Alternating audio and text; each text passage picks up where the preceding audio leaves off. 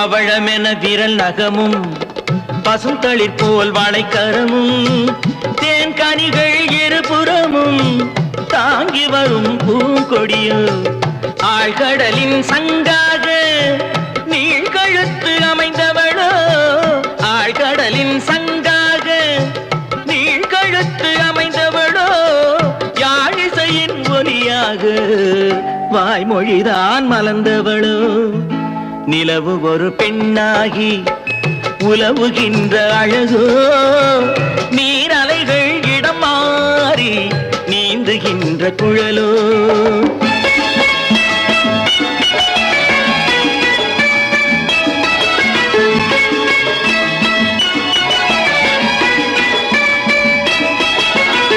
செந்தழலின் ஒளி எடுத்து சந்தனத்தின் குளிர் கொடுத்து